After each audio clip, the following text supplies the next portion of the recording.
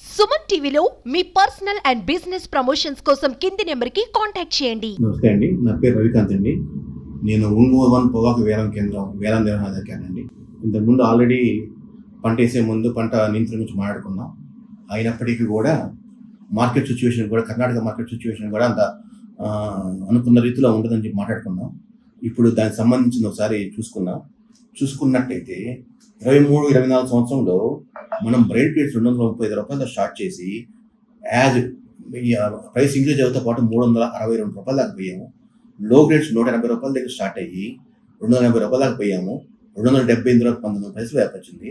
కానీ ప్రస్తుతం ఈ కర్ణాటక మార్కెట్ సిచ్యువేషన్ ఏంటంటే బ్రైట్ రేట్స్ 290 రూపాయల దగ్గర స్టార్ట్ అయ్యి 312 రూపాయల దగ్గరికి వచ్చి మళ్ళీ కిందకు వచ్చి 300 దగ్గర సెట్ అయినాయి. లో గ్రేడ్స్ వచ్చేసరికి 240 రూపాయల దగ్గర స్టార్ట్ అయ్యి 200 రూపాయలకు సెటిల్ అయినాయి. యావరేజ్ రేట్లు కర్ణాటక రేట్లు లాస్ట్ ఇయర్ మన రేటు కన్నా చాలా తక్కువగా రన్ అవుతున్నాయి. సో ఈ పరిస్థితుల్లో కూడా మనం రకరకాలుగా మీరు పంట తగ్గించుకోండి, బోర్డు అనుమతించిన మేరకు ఏమన్నప్పటికీ కూడా ఈ రోజుకి మన ఈ ప్లాట్ఫామ్లో 2024-25 సంవత్సరాలకు గాను 10,793 హెక్టార్లు ప్లాంటేషన్ జరిగింది. లాస్ట్ ఇయర్ 2023-24లో 8,575 హెక్టార్లు ప్లాంటేషన్ జరిగింది. లాస్ట్ ఇయర్ కన్నా సుమారు 2,218 హెక్టార్లు ఎక్కువ ప్లాంటేషన్ జరగడం జరిగింది. సరే, ఇప్పుడు ప్లాంటేషన్ చేయడం జరిగింది. ఈ లానినో ప్రభావం వల్ల మీ కంటిన్యూస్గా continuous rains, evenly distributed rains పడటం వల్ల, లో మాయిశ్చర్ కంటెంట్స్ వల్ల ప్లాంట్ గ్రోత్ లేదు, స్టంటెడ్ గ్రోత్ వచ్చింది, ఈడిల్స్ తగ్గుతున్నాయి. ఇప్పుడు ఈ సిచ్యువేషన్స్లో జరిగింది ఏముందంటే కంటిన్యూస్గా రైన్స్ పడటం, నవంబర్-డిసెంబర్ నెలలో కంటిన్యూస్గా రైన్స్ పడటం వల్ల ఏమైందంటే సాయిల్ మాయిశ్చర్ ఎక్కువయ్యి మీరు ఇంటర్ కల్టివేషన్ గుర్రు కానీ గుంటకు కానీ తోలటానికి అనుకూలంగా లేకపోవడం వల్ల ప్లాంట్ స్టంటెడ్ గ్రోత్ వచ్చింది. ఆల్రెడీ ప్లాంట్ ఆల్మోస్ట్ అన్ని ప్లాంట్గా మొగ్గేసింది. ఒక్కసారి మొగ్గ వేసిన తర్వాత ప్లాంట్ గ్రోత్ ఆటోమేటిక్గా ఆగిపోతుంది. దాంతోడు నవంబర్-డిసెంబర్ నెలలో పడిన వర్షాల వల్ల మీరు కొట్టిన అడుగు కొట్టులు అన్నీ కూడా లో గ్రేడ్స్ వచ్చినాయి. తర్వాత కాలంలో ఏమైందంటే మీ టెంపరేచర్స్ మొత్తం డౌన్ అయ్యాయి. ఎప్పుడు కూడా 20, 23, 25 ఉండే రాత్రి ఉష్ణోగ్రతలు 18-19 డిగ్రీకి వచ్చేసరికి ఆటోమేటిక్గా ప్లాంట్ స్టంటెడ్ గ్రోత్ వచ్చింది. ప్లాంట్ గ్రోత్ యాక్టివ్ కాలేదు. ఇప్పుడు దానివల్ల వచ్చిన ఇబ్బందులు ఏంటంటే ప్లాంట్ గ్రోత్ సరిగ్గా లేదు. ఇంకొక ఇబ్బంది ఏంటంటే మనకి ఎప్పుడైతే సాయిల్ టెంపరేచర్స్ ఎప్పుడైతే 25 డిగ్రీ సెంటిగ్రేడ్, అంటే బయట 19-20 ఉన్నప్పుడు సాయిల్ టెంపరేచర్ 22-23 ఉంటుంది. అంటే ఎప్పుడైతే సాయిల్ టెంపరేచర్ భూమిలో ఉన్న ఉష్ణోగ్రత 25 డిగ్రీలు కిందకి పోతుందో మీకు వచ్చే ప్రధాన సమస్య ఏంటంటే పొగాకు మల్లె ఈ సంవత్సరం ఉధృతంగా వస్తుంది. లాస్ట్ 2-3 సంవత్సరాలు లేని పొగాకు మల్లె పంటకు వచ్చింది. పొగాకు మల్లె వచ్చిన ప్రధాన కారణాలు ఏంటంటే భూమిలో తేమ శాతం ఎక్కువ ఉండటం, భూమిలోని ఉష్ణోగ్రతలు దిగుబడిపోవడం వల్ల మళ్ళీ వచ్చే అవకాశాలు ఉంటాయి. ముఖ్యంగా ఈ మల్లె అనేది జూలై నెలలో వర్షాలు పడిన దగ్గర నుంచి స్టార్ట్ అయ్యి నెమ్మదిగా వాటి జర్మినేషన్ కెపాసిటీ పెంచుకుంటూ వచ్చి మళ్ళీ డిసెంబర్ నెల నుంచి ఉష్ణోగ్రతలు పెరగంగానే కిందకి పడిపోద్ది. కానీ ఈ సంవత్సరం డిసెంబర్-జనవరి నెలలో కూడా చాలా తక్కువ ఉష్ణోగ్రత ఉండటం వల్ల మళ్ళీ ఉధృతంగా వస్తుంది. ఈ మళ్ళీ నివారించడానికి ఎటువంటి ఒకటే పద్ధతి ఏమీ లేదు. ఇది మళ్ళీ ముఖ్యంగా సొలనేసి జాతి చెందిన మొక్కల్లో డెవలప్ అయింది. సొలనేసి జాతి మొక్కలు అంటే ఏంటి? టమాటా, వంగ, పొగాకు, పొటాటో ఇట్లాంటి మొక్కల్లో మాత్రమే పోస్ట్గా డెవలప్ అయ్యి ఆ వేర్ల మీద, ఇది పరాజీవి, మొక్కల వేర్ల మీద దాని వేర్లు దించి మొక్కల్లో ఉన్న బలం మొత్తం కూడా, మొక్కలకి మనం పెట్టిన బలాన్ని మొత్తం కూడా అదే తీసుకుంటుంది. దీనివల్ల ఏమైంది? ప్లాంట్ గ్రోత్ ఉండదు, మనకు వచ్చే పొగాకు నాణ్యత కానీ, క్వాలిటీ కానీ, క్వాంటిటీ కానీ మొత్తం తగ్గుకుంటూ వస్తుంది.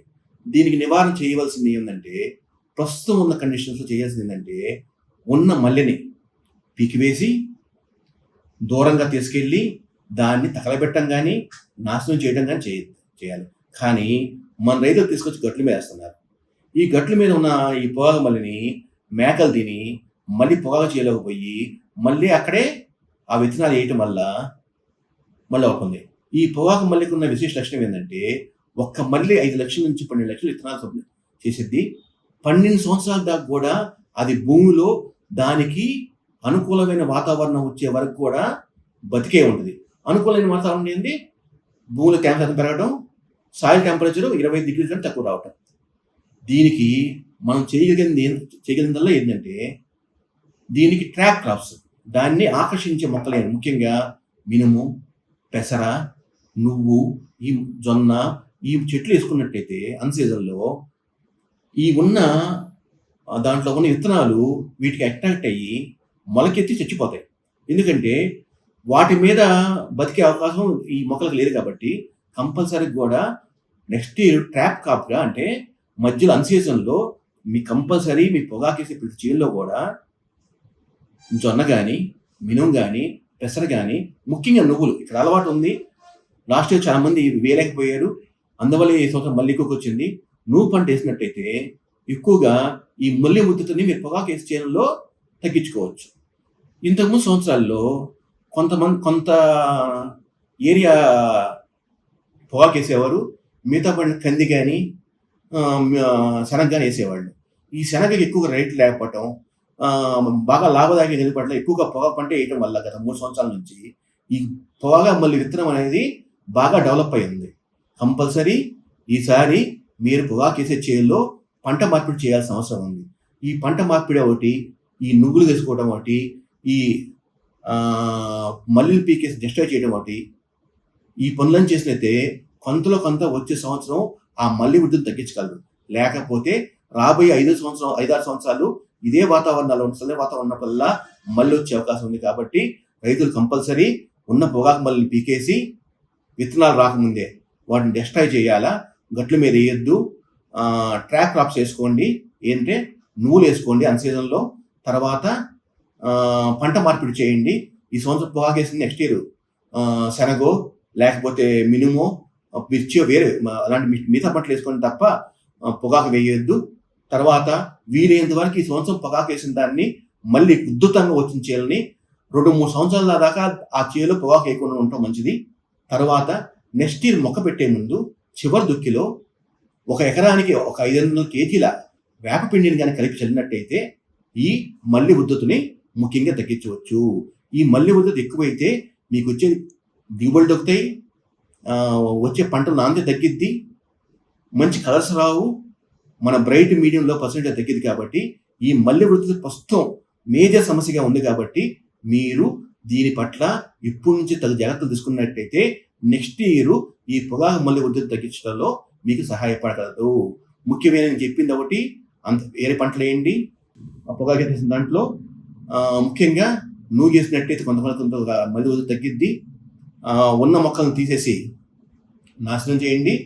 మూడోది వచ్చేసి వేప పిండిని 5 ఎకరానికి వేసినట్టే పొగాకు మల్లి ఉద్ధృతి తగ్గించవచ్చు. ఈ తర్వాత ఇప్పుడున్న ప్రధానమైన సమస్య ఏంటంటే ఆల్రెడీ పొగాకు మల్లి ఉద్ధృతి వచ్చింది. అది పరాంజీవి కాబట్టి మీరు పెట్టిన బలాన్ని ఎక్కువ తీసుకోలేదు. కాబట్టి స్టంటల్ గ్రోత్ వచ్చి ఎక్కువ లో గ్రేడ్ వచ్చే అవకాశం ఉంది. కాబట్టి మీరు ఇప్పుడు ముదురు తోటలకైతే 0-0-50 వాటర్ సాల్యుబుల్ ఫర్టిలైజర్ పొటాషియం ఒక ప్యాకెట్ని ఎకరాకి వాటర్లో కలిపి స్ప్రే చేసినట్టయితే మీకు రాబోయే డైరెక్ట్గా మనం ఫర్టిలైజర్ ఆకుల మీద ఇస్తున్నాం కాబట్టి వచ్చే రంగులైనా కూడా మంచి రంగులు వచ్చే అవకాశం ఉంది. లో గ్రేడ్లో మార్కెట్ పర్సెంట్ సరిగ్గా లేదు కాబట్టి ఎక్కువ మంచి గ్రేడ్ తీసుకున్నట్టయితే మనకు ఉపయోగపడగలదు.